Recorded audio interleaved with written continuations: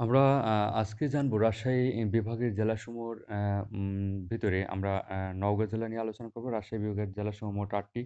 তার ভিতরে আমরা ১ম পর্বে আমরা নওগাঁ জেলা নিয়ে বগুড়া জেলা নিয়ে আলোচনা করেছি। আজকে নওগাঁ জেলা নিয়ে আমরা আলোচনা করব। উম আমরা ১ম এ আমরা জানবো যে নওগাঁ জেলার উপজেলাসমূহ কয়টি? তারপরে নওগাঁ জেলা কিভাবে নামকরণ করা হলো, বিখ্যাত খাবার এবং যে বিখ্যাত স্থানগুলো আছে সেই স্থানগুলোর নামও আমরা এই পর্বে আমরা জানবো। ভিডিওটি স্কিপ না করে পুরো ভিডিওটি দেখার চেষ্টা করুন। নওগাঁ জেলার যে ইতিহাস ও মানচিত্র, এখানে নওগাঁ জেলার যে অ্যা আ উপজেলাসমূহ আছে সেই উপজেলাসমূহ নিয়ে নওগাঁ জেলা অবস্থিত। এখানে দেখা যাচ্ছে ছবিতে এখানে নওগাঁ জেলার মোট ১১ টি উপজেলা আছে।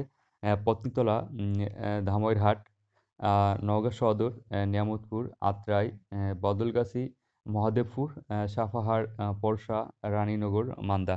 এই ১১ টি উপজেলা নিয়ে নওগাঁ জেলা অবস্থিত। নওগাঁ জেলার তাহলে তথ্য আমরা এই যে উপজেলার সমূহের নাম আমরা জানলাম। আমরা নওগাঁ জেলার যে নামকরণ করা হলো কিভাবে, কত সালে গঠিত হলো সেই তথ্য আমরা জানবো। নওগাঁ জেলা। নওগাঁ শব্দের অর্থ হয়েছে নও আর ও নতুন। নও অর্থ হচ্ছে নতুন আর গা অর্থ হচ্ছে গ্রাম শব্দ থেকে শব্দ ২ টি ফরাসি শব্দ। নওগাঁ শব্দের অর্থ হলো নতুন গ্রাম। ১৯৮৪ সালে ১লা মার্চ নওগাঁ জেলা ১১ টি উপজেলা নিয়ে জেলা হিসেবে আত্মপ্রকাশ করে। নওগাঁ ১১ টি উপজেলা জেলা নিয়ে জেলা হিসেবে আত্মপ্রকাশ করে। তাহলে ১৯৮৪ সালে আমরা জানলাম। বিখ্যাত খাবার প্রতিটা অঞ্চলের জন্য প্রতিটা অঞ্চলে কিছু বিখ্যাত খাবার আছে।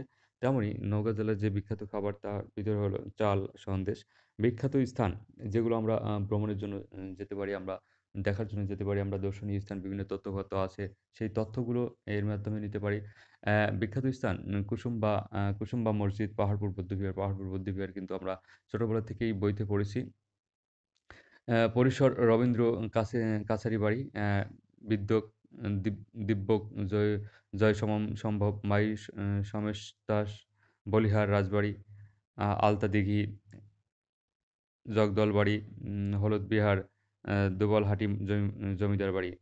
তাহলে আমরা যে বিখ্যাত স্থানগুলোর নাম আমরা জানলাম, বিখ্যাত খাবারের কথা জানলাম, নওগাঁ জেলার নামকরণ করা হলো কিভাবে সে তথ্য আমরা জানলাম। এবং সর্বপ্রথম জানলাম যে নওগাঁ জেলার যে উপজেলা আছে সেই উপজেলাগুলো নিয়ে। ভিডিওটি কেমন লাগলো? অবশ্যই আপনি আপনার কমেন্টের মাধ্যমে আপনি আপনার মন্তব্য তুলে ধরতে পারেন। আর সবাই সুস্থ থাকবেন, ভালো থাকবেন। আল্লাহ হাফেজ।